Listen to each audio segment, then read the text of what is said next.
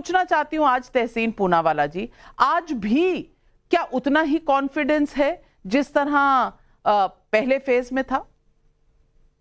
Navika ji, thank you so much. आपके साथ show में शिरकत करने का मौका मिल रहा है, आपके साथ बनारस भी आने का मुझे मौका मिल रहा है कल, और उसके बाद 4 जून के साथ आपके साथ स्टूडियो में रहूंगा। हम देखेंगे चुनाव कौन जीतेगा। लेकिन आप ही के सर्वे जो आपने अभी आपके शुरुआती रुझान में जो आपने बताया, रुझान तो आप कह नहीं सकते, जो आपने एक अनुमान लगाया, और यहाँ पे यशवंत भाई बैठे, प्रोफेसर साहब बैठे, कि 2019 के मुकाबले इन 102 सीटों में भाजपा की सीटें कम हो रही है। ये माना जाता है। तमिलनाडु जहां पे बहुत उम्मीद थी, भाजपा कह रही थी कि 5 सीट जीतेगी, वहां पे अब उनके उतनी ही सीट आ रही जितने माननीय प्रधानमंत्री जी के प्रेस कॉन्फ्रेंसेस, यानी कि शून्य। तो कुछ भी हो जाए, इनकी सीटें घट रही है। अब सीटें घट रही है, इसलिए फर्स्ट पोल के बाद प्रधानमंत्री जी ने चालू कर दिया मच्छी, मंगलसूत्र, मुसलमान, भैंस, ये सारी बातें माननीय प्रधानमंत्री ने शुरू कर दी। और जो एम फैक्टर है, मोदी जी का एम फैक्टर, उस पे वो एम फैक्टर पे ही कायम रहे। आप कुछ भी अनुमान लगा दीजिए, मुझे नहीं लग रहा है कि भाजपा ने जो भी नंबर उन्होंने सोचा था वो नंबर आ रहे, उसके करीब भी नहीं आए, शायद बहुमत भी नहीं आएगी। लेकिन एक चीज तो जरूर है कि 4 जून के बाद माननीय नरेंद्र मोदी जी शपथ लेंगे विपक्ष के नेता की। प्रधानमंत्री बनेगा इंडिया अलायंस का, नया प्रधानमंत्री बनेगा और देश को आगे ले जाएगा। चलिए, तो फिर अजय आलोक जी, मैं आपसे पूछना चाहूंगी, पहले फेज के बाद तमाम बातें चल रही थी कि पोलिंग परसेंटेज कम हो गया, अरे इंडिया अलायंस बहुत आगे आ गई, क्योंकि इस फेज में 40 सीटें तो वो थी जो तमिलनाडु की थी, और तमिलनाडु में अब से पहले बीजेपी का ऐसा कोई रेफरेंस पॉइंट ही नहीं था जो कंपैरिजन किया जा सके। क्या इस वजह से ऑपोजिशन ने सोचा कि शायद इस वक्त बीजेपी बैकफुट पे है 400 की पार की बात करते करते? देखिए नविका जी, भारतीय जनता पार्टी या नरेंद्र मोदी बैकफुट पे होते ही नहीं है। हम लोग बैकफुट क्या होता है हम लोग नहीं जानते। फ्रंट फुट पे ही खेलते हैं, चौके छक्के की भरमार करते हैं। और तहसीन भाई को 4 तारीख तक तो खुश होने का मौका चाहिए ना भाई। 4 के बाद वो भी जाएंगे छुट्टी मनाने राहुल बाबा के साथ। काफी 1-1.5 महीना चुनाव में मेहनत किया, बैटिंग किया राहुल जी के लिए। तहसीन जी को कभी कभी खुद ही लगता होगा कि यार हम लोग इतना मेहनत करते हैं, राहुल आता है खटाखट खटाखट खटाखट करके सारी मेहनत पानी में चली जाती है, और 4 तारीख के बाद यहाँ भारत से भागेंगे फटाफट फटाफट फटाफट। अब नॉर्मल चीज सोचिए नविका जी, हम तो कह रहे हैं कि 39 सीटें तमिलनाडु, एक सीट पुडुचेरी। इस 40 में हमारे प्रदेश अध्यक्ष को आपने भी इंटरव्यू किया है, वो कहते हैं कि हम डबल डिजिट में रहेंगे। हमारे लिए तो 0 है तमिलनाडु। अगर हम डबल डिजिट में ना भी रहे उनके हिसाब से, अगर हम 8-9 पे भी रहे, 4-5 पे भी रहे, तो हम गेन कर रहे हैं कि हम लूज कर रहे हैं। उत्तर प्रदेश की 8 सीटों में 5 सीटें हमने हारी थी, और इस बार वो 5 की 5 हम जीत रहे हैं। तो हम गेन कर रहे हैं कि हम लूज कर रहे हैं। इसी तरह तमाम राज्य हैं। राजस्थान के बारे में आपने बोला, पता नहीं कहां से राजस्थान के बारे में इनको फीलर मिल रहा है, मुकाबले में है। अरे तो मुकाबला राजस्थान में कांग्रेस और भाजपा का ही ना होगा, तीसरा पार्टी तो आएगा नहीं। और स्वाभाविक है जब वो चुनाव लड़ेंगे तो मुकाबले में होंगे। हाँ, हारेंगे कितने वोट से वो मार्जिन का अंतर है। पिछले बार लगभग हर सीट पे 1.5 लाख 2 लाख 2.5 लाख वोट से हारे थे। इस बार पता नहीं 3 लाख से हारे, 3.5 लाख से हारे, क्योंकि इस बार तो हमारी मार्जिन बढ़ाने की भी लड़ाई है। हम अति विश्वास में नहीं रहते हैं, हम विश्वास से काम कर रहे हैं। अभी तक के 6 चरण के हिसाब से हम आराम से 340 पार कर चुके हैं, 340 से 350। वाह वाह, आपने तो अमित शाह जी से भी ज्यादा नंबर दे दिए। 310 तो अमित शाह जी ने दिए थे, आपने तो 340 कर दिया है। चलिए, अमित भाई ने 5वें चरण के बाद अमित भाई ने 5वें चरण के बाद 310 दिए थे। मैं 6ठे चरण के बाद की बात कर रहा हूं। अच्छा, 340। तो चलिए, आपको 57 में 30 ही चाहिए। चलिए, सेकंड फेज दूसरे चरण में क्या हुआ था?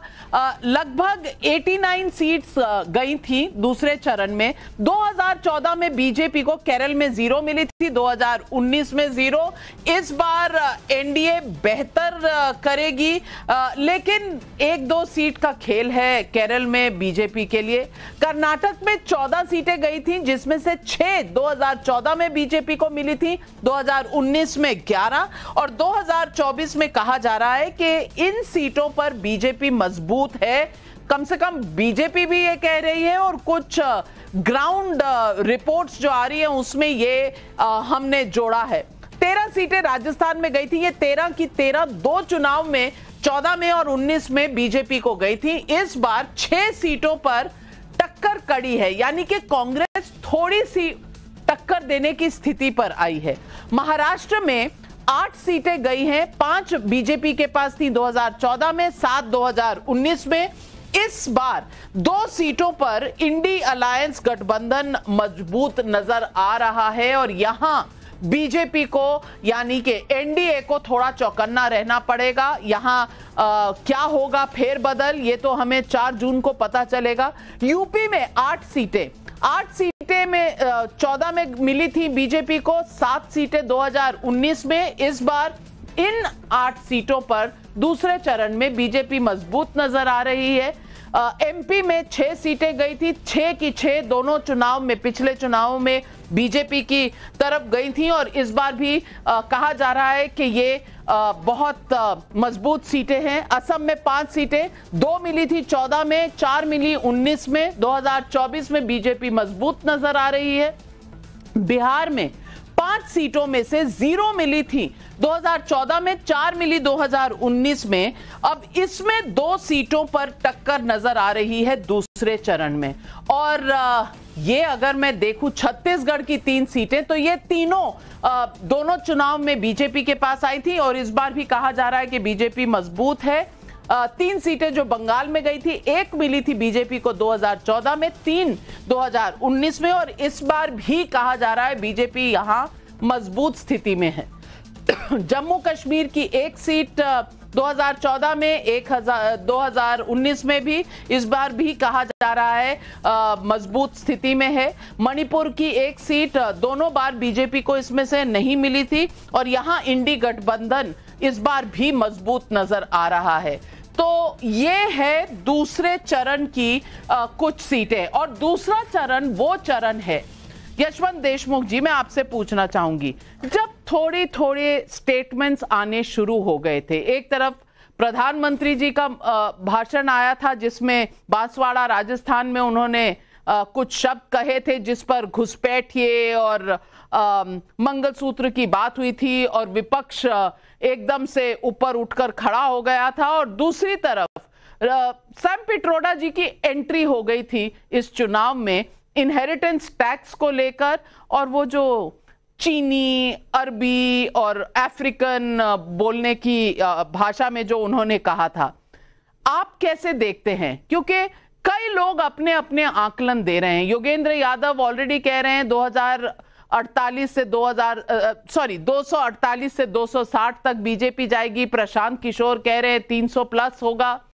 आप कहां खड़े हैं? देखिए, दुर्भाग्य ये है कि संजय भाई मेरे और जय के ऊपर इलेक्शन कमीशन का ताना बाना है, नियम कानून से चलने की हिदायत है और हम लोग प्रेडिक्शन की डायरेक्शन में सांस भी नहीं ले सकते। और दिक्कत ये होती है नाविका कि योगेंद्र जी से लेकर प्रशांत तक जो कहीं फील्ड में अभी कोई सर्वे नहीं कर रहे हैं, लेकिन उनको पूरी आजादी है कि वो न केवल आपस में लड़ें, नंबर भी फेंकें और फिर हमसे और संजय जी से या जय से आप बोलेंगे कि इस पे आप टिप्पणी भी करें, तो ये बड़ी दिक्कत का काम है।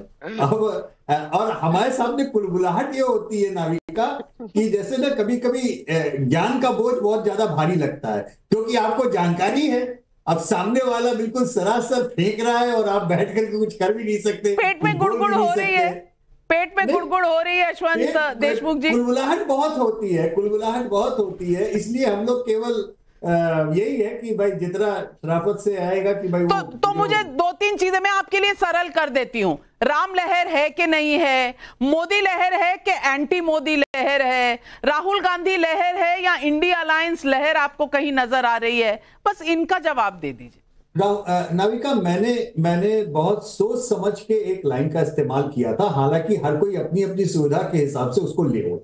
मैंने बोला ये जीरो वेव इलेक्शन है और जीरो वेव इलेक्शन के पीछे मेरा कहने का मंतव्य जो था वो ज्वार भाटा के ऊपर था। मैंने बोला था कि भाई चुनाव में या तो ज्वार आता है या भाटा आता है, दो में से कोई एक चीज आती है।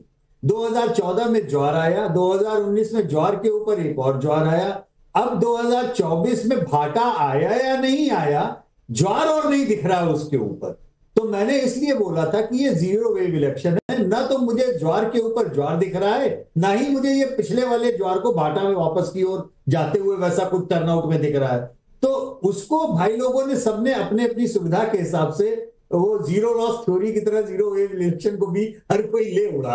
अब अंतर केवल इतना है कि उसमें इतनी सी चीज समझने की है, पूरे 6 फेजेस में नाविका, अगर आप पूरे भारत के नक्शे को उठा लें किन राज्यों में टर्नआउट बढ़ा या गिरा, बहुत सिंपल सी थ्योरी है। जिन राज्यों में चुनाव पूर्ण अपने सर्वे और ट्रैकर्स में हम सभी लोग, संजय भाई, हम और जय, हम सभी लोग बहुत शुरू से कह रहे थे कि सबसे ज्यादा कांटे का मुकाबला आपको पश्चिम बंगाल में दिखेगा, बिहार में दिखेगा, महाराष्ट्र में दिखेगा, कर्नाटक में दिखेगा। इन 4 को हम लोगों ने हमेशा बैटल ग्राउंड स्टेट बोला। इन राज्यों में टर्नआउट बहुत हेल्दी है, पूरे भारत से कहीं ज्यादा बेहतर है, बहुत बड़ा भी है बहुत सारी सीटों पे। महाराष्ट्र में भी टर्नआउट दरअसल 2 जगहों पे बढ़ा है।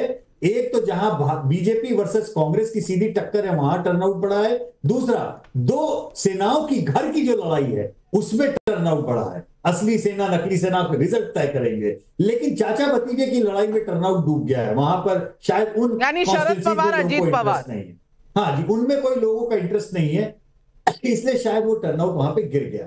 अब मेन चीज ये है, टर्नआउट जहां पे गिरा है वो स्टेट्स वैसे हैं नाविका जहां पे हम लोग ने लगातार बोला ट्रैकर्स में और हमारे प्री पोल सर्वेज में कि ये लॉपसाइडेड स्टेट हैं, इनमें एक तरफा ट्रेंड्स आ रहे हैं, चाहे भाजपा के पक्ष में चाहे भाजपा के विरोध में। केरल में टर्नआउट गिरा, तमिलनाडु में टर्नआउट गिरा, बहुत सारे राज्य ऐसे हैं जब भाजपा के विरोध में परिणाम वहां टर्नआउट गिरा, और ज्यादातर जगहों पे जहां भाजपा के पक्ष में एक तरफा स्टोरी है वहां पर टर्नआउट गिरा। इन दोनों ही तरीके के राज्यों में नाविका जो भाजपा के समर्थक थे वो अगर जीतने वाली सीट पे थे वो इसलिए नहीं गए कि जीत रहे हैं, थोड़ा बहुत नहीं गए तो क्या फर्क पड़ता है। जो हारने वाली जगह पे थे उनका था यहाँ हार ही रहे हैं क्यों नहीं गए, वही विपक्ष के लोगों का सोचना था। जहां हार रहे हैं नहीं गए तो भी चलता है, जीत गए तो भी नहीं चलता।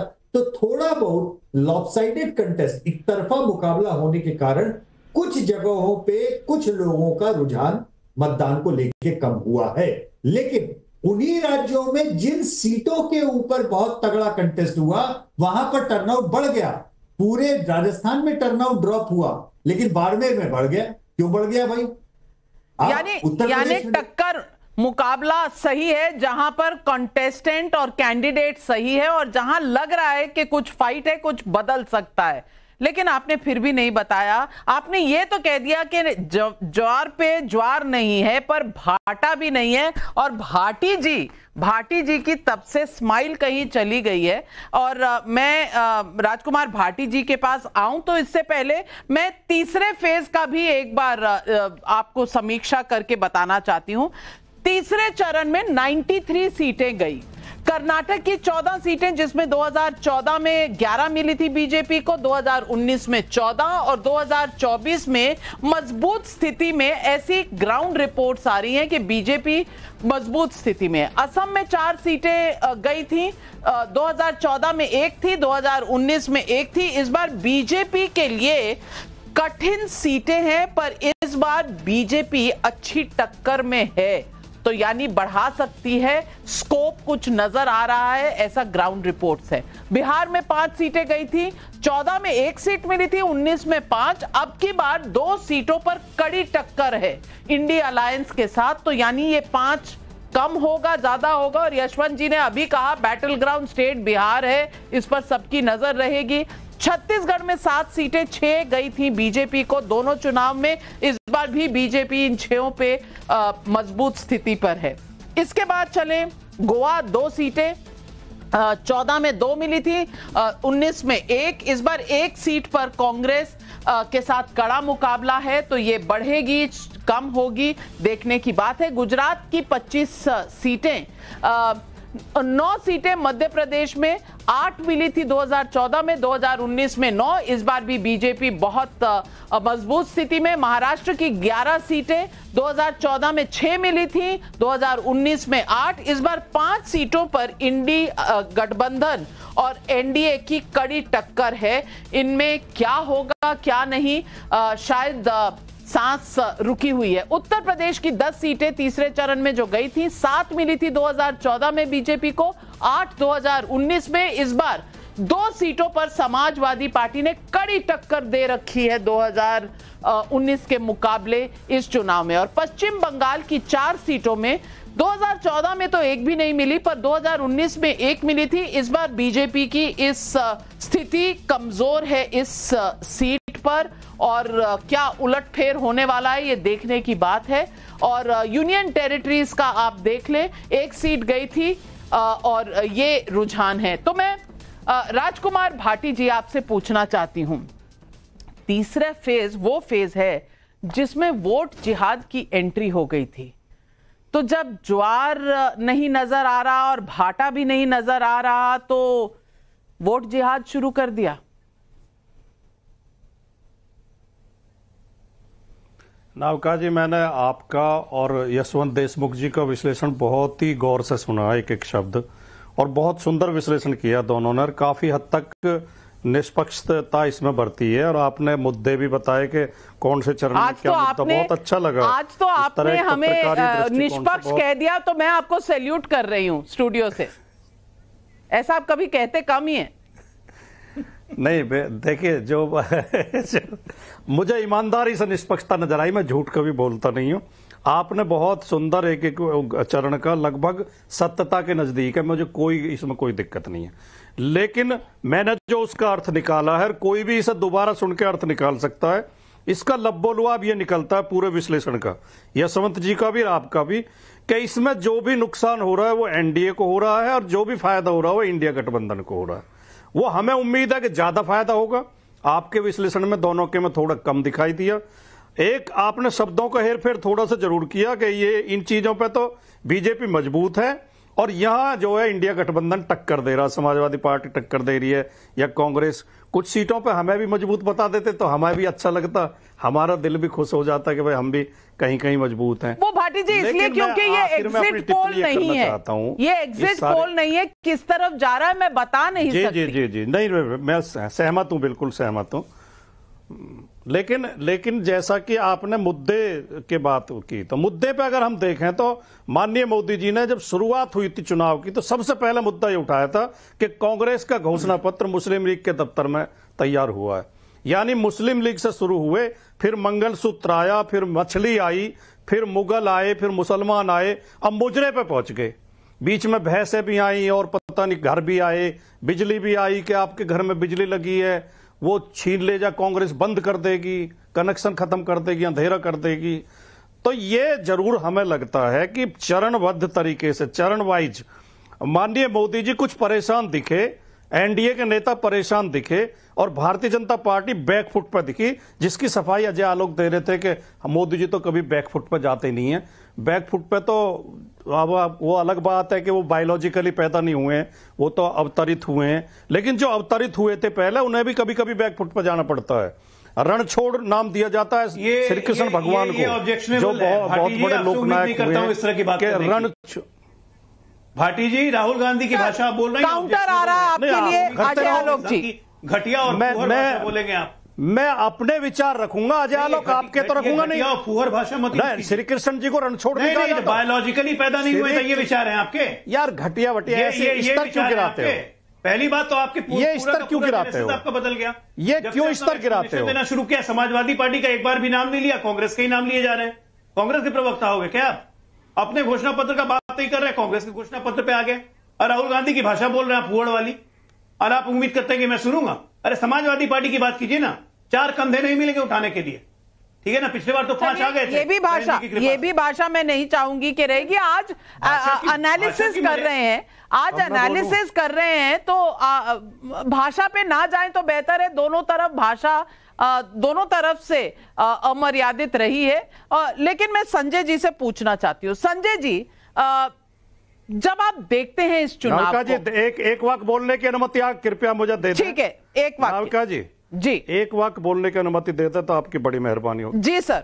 मैं भारतीय जनता पार्टी के प्रवक्ता जिनके नाम के आगे भी डॉक्टर लगा हुआ है, डॉक्टर अजय आलोक से उम्मीद कतई नहीं करता वो गली के छिचोरों की भाषा बोलेंगे, जो सौदे टाइप लोग होते हैं ना, पान के खोखे पे खड़े होते हैं। तो आपने बोली है उनकी मैंने कौन सी आपत्तिजनक बात कह दी जिसपे आप बाहर हो रहे हैं? चलिए, इनके पास कोई अच्छा शब्द नहीं है। 6 फेज में, अच्छा शब्दकोश नहीं है। 6 चरणों में अगर आपके बीच की जो ये दोनों तरफ से तू मैं चल रही थी, अब तक नहीं खत्म हुई, तो अब कहां खत्म होगी? अब तो एक ही चरण रह गया है भाटी जी। ठंडा पानी आप भी पिए, ठंडा पानी अजय आलोक जी भी पिए। लेकिन संजय जी, मैं वापस उसी मुद्दे पर आती हूं।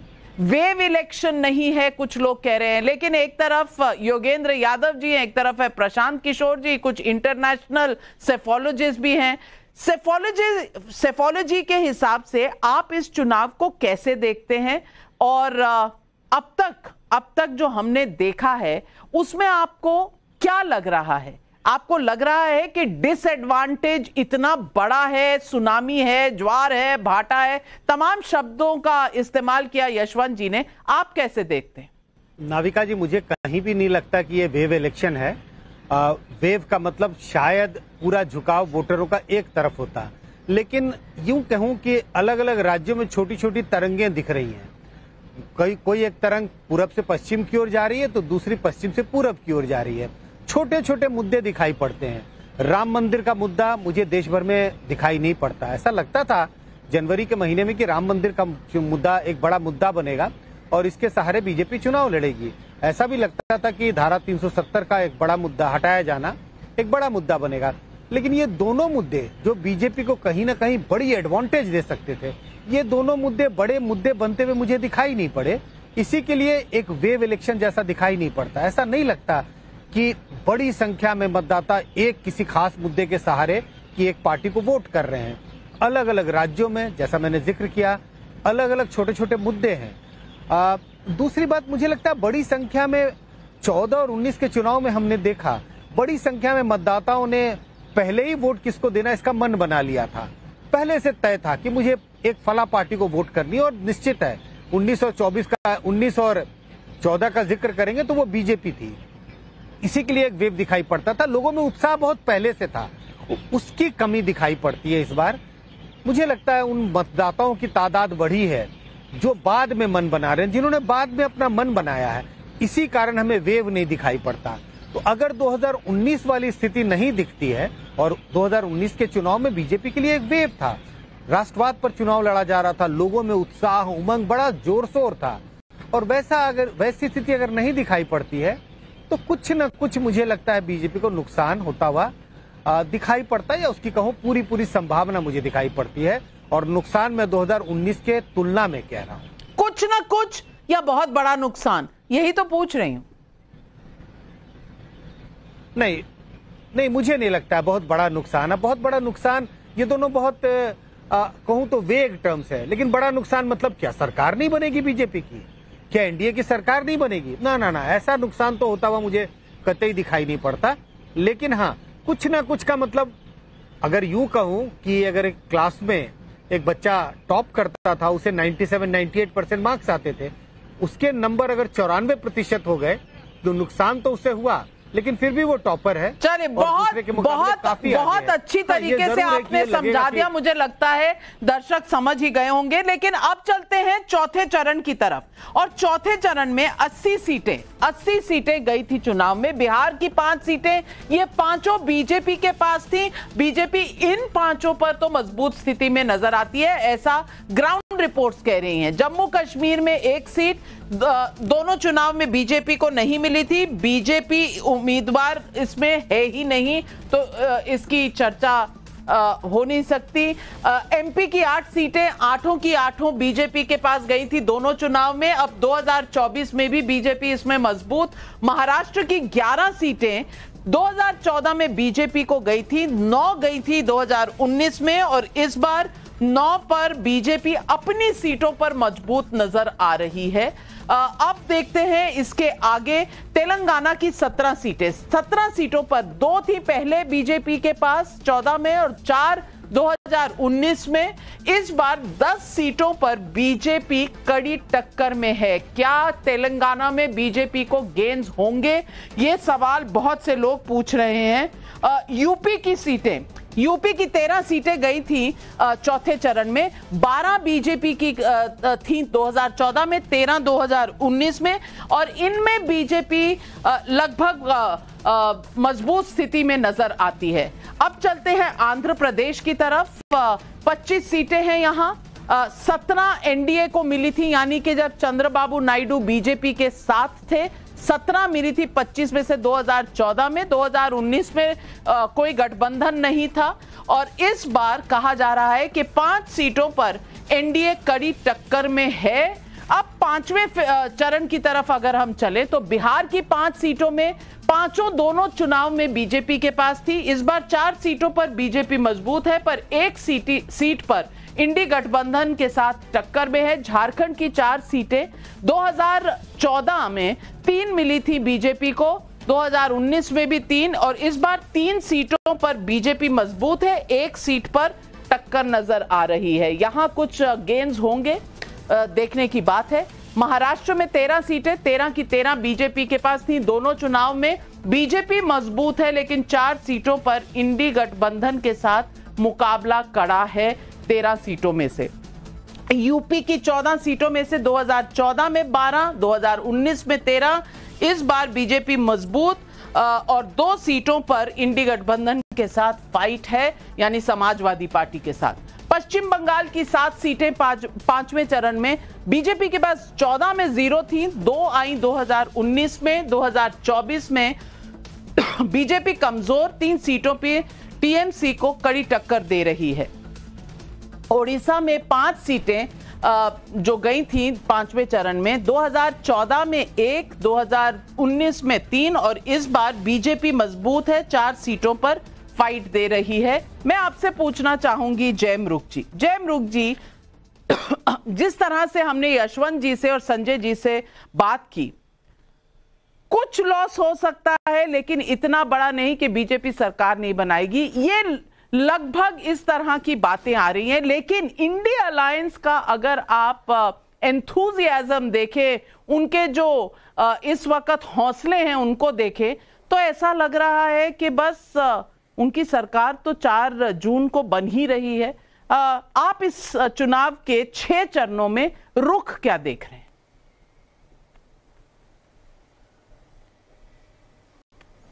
देखिए, इस चुनाव में जो 6 चरणों में, एक तो हम एक पॉइंट करके लेते हैं जिस बेसिस पे ये आकलन किया जा रहा है। एक तो है टर्नआउट। एक्चुअली टर्नआउट ने जो एक सिजर ग्राफ फॉलो किया है, सिजर मतलब कैंची जैसा ग्राफ, उसका मतलब क्या है कि पहले 1-2 फेज में टर्नआउट कम, लेकिन तीसरे और चौथे फेज से टर्नआउट मैच करने लगा या पिछली बार के टर्नआउट को थोड़ा एक्सीड करने लगा। तो वो एक बात है। अब ये जो पूरी थियरी है कि नहीं एक लहर बन रही है इंडिया अलायंस के फेवर में, वो थियरी बेस्ड है पहले 2 फेज के टर्नआउट के ऊपर। तब वहां देखिए, पहले फेज के होने के पहले तो बिल्कुल वो कोई भी जिक्र नहीं कर रहा था किसी इंडिया अलायंस वेव का, है ना।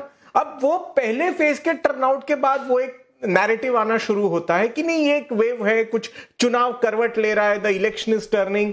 लेकिन देखिए, ये ऐसा है कि you are somewhere at level A, जो समझो 100 में से 30 या 35 पे है। आपको उम्मीद दिखती है कि ये नहीं हम 40-42 पहुंच सकते, लेकिन वो फिर भी 50 या 60 से दूर है। मतलब मेरा कहने का मानना यह है कि पिछली बार के बीजेपी के मार्जिन्स बहुत बड़े थे, वो एक पॉइंट है। उनको उनके असेसमेंट में इंडिया अलायंस को एक गेन दिख रहा है, लेकिन that doesn't mean that gain should necessarily translate into a big win in victory। तो मैं छठा फेज अगर एक बार दिखा दूं दर्शकों को, उसके बाद कंक्लूडिंग कमेंट्स लूंगी। छठे चरण में 57 सीट्स गई थी। जम्मू कश्मीर की 1 सीट यहां पर बीजेपी उम्मीदवार नहीं दी। झारखंड के 4 सीटें दोनों चुनाव में बीजेपी के पास गई थी, इस बार भी बीजेपी मजबूत है। अगर हम झारखंड के बाद लेते हैं तो उड़ीसा की 6 सीटें बीजेपी को 2014 में 0 मिली थी, 2019 में 1, इस बार 2 सीटों पर कड़ी टक्कर दी है बीजेपी ने। बिहार की 8 सीटों में 8 सीटें बीजेपी के पास थी, इस बार भी बीजेपी मजबूत कहा जा रहा है, लेकिन इंडी गठबंधन क्या सेंध लगा पाएगी, देखने की बात है। पश्चिम बंगाल की 8 सीटें छठे चरण में 0 बीजेपी के पास थी 14 में, 19 में 5, इस बार 6 सीटों पर बीजेपी मजबूत कहा जा रहा है, यानी यहां टैली बढ़ने की उम्मीद है। हरियाणा की 10 सीटें जो गई थी उसमें 9 थी 2014 में, 10 2019 में, इस बार 7 सीटों पर टक्कर कड़ी है। लॉसेस बीजेपी को हो सकते हैं हरियाणा में। यूपी की 12 सीटें, उसमें 11 मिली थी बीजेपी को 14 में, 19 में 8, इस बार 2 सीटों पर इंडी गठबंधन यानी कि समाजवादी पार्टी, एक तो रायबरेली की भी सीट होगी इसमें, तो एक समाजवादी पार्टी टक्कर दे रही है, एक पर राहुल गांधी टक्कर दे रहे हैं। यह है छठे चरण का कमोबेश जो नजारा दिख रहा है। मैं पूछना चाहती हूं तहसीन पूनावाला, सबसे बड़ा जो फैक्ट निकल के आ रहा है, जरूर कुछ बीजेपी को लॉसेस होने के इस वक्त सारे सेफोलॉजिस्ट बात कर रहे हैं, लेकिन क्या इंडिया अलायंस के हर सीट पर वोट परसेंटेज बढ़े तो भी इतने बढ़ेंगे कि वो बीजेपी को हरा सके जहां उनका स्ट्रांग होल्ड है? इस पर सवालिया निशान है। और हाफे मार्च से बीजेपी कहीं आगे थी, क्या उसको आप माइनॉरिटी में ले आएंगे, यानी 272 से कम ले आएंगे? इस पर सवालिया निशान हर रुझान में आ रहा है। तो ये जो कॉन्फिडेंस है ये कहां से आ रहा है इंडिया अलायंस में, क्या जवाब देंगे? मान लीजिए कि जो जय भाई कह रहे या यशवंत भाई कह रहे, और मुझे कोई इसमें कोई मुझे संदेश नहीं कि क्यों गलत कहेंगे कि भाजपा चुनाव जीत रही है, तो फिर क्यों माननीय प्रधानमंत्री को मुसलमान, मछली, मुजरा इन शब्दों का प्रयोग करने की जरूरत थी? देखिए, आपने सवाल कुछ पूछा, ये प्रधानमंत्री पे सवाल लेंगे क्योंकि जवाब इनके पास नहीं था। जवाब मैं देता हूं आपको नविका जी। 2019 में भी सेफोलॉजिस्ट, बहुत सारे सेफोलॉजिस्ट हमें एब्सोल्यूट मेजॉरिटी नहीं दे रहे थे, सच्चाई है। 14 में तो कोई सोचता ही नहीं था कि 282 आएगी, तो इसलिए सेफोलॉजी वगैरह की बात नहीं करते, हम अपने होमवर्क की बात करते हैं और जो हमारे पास हो चुका है वो बताते हैं। 224 सीटें ऐसी थी 303 में जहां पे हमारा मत प्रतिशत 56% के ऊपर, 14 में यशवंत जी ने दिया था 56% से। एक मिनट भाई, बीच में नहीं, तहसीन भाई सुनिए नहीं, माफी 224 सीटें ऐसी हैं जहां पे हमारा मत प्रतिशत। तहसीन जी बीच में ना बोले, बीच में ना बोले, समय कम है, मैं बता चुकी हूँ। और बाकी 50 सीटों पे हमारा मत प्रतिशत 48 से 50% के बीच में था। अभी जो बस एक बात बोली कि बीजेपी का विनिंग मार्जिन पिछली बार बहुत ज्यादा था, हो सकता है वो विनिंग मार्जिन कम हो जाए क्योंकि मत प्रतिशत घटे हैं, इसकी भी मुझे आशंका नहीं है। ये क्या गारंटी है कि अगर मत प्रतिशत घटा है तो हमारे ही वोटरों का घटा है? उनके वोटरों का क्यों ना घटेगा? क्योंकि 400 पार का नारा तो 3 महीने से हम दे रहे थे। बहुत लोग तो जीती गए बीजेपी, जो हमें नहीं भी वोट देना चाहते होंगे, नहीं गए होंगे वोट देने। ये क्यों नहीं सोचते हैं? बिल्कुल सही कहा आपने, क्योंकि लास्ट मिनट तक, जब तक लास्ट वोट अंदर नहीं जाता, जो कि जाएगा 1 तारीख को, जिस दिन हम एग्जिट पोल लेकर आएंगे, कोई साइड ये नहीं कहने वाली अरे भाई एडवांटेज दूसरी साइड को है, ये तो हम मानते हैं। लेकिन प्रधानमंत्री नरेंद्र मोदी ने कहा था कि मैंने पहले 3 या 4 फेजेस में 400 पार का नारा दिया। बीजेपी को इस पर चुनौती देने से कहीं ना कहीं अटक गया था विपक्ष, क्योंकि वो यही कहते रहे अरे 400 पार कैसे होगा, 300 कैसे होगा। लेकिन अगर वहां उलझ गए तो क्या ये बीजेपी का माइंड गेम था या माइंड गेम विपक्ष ने दोबारा चलाया? माइंड गेम्स में कौन आगे कौन पीछे, ये सब इस वक्त अनुमान का विषय है।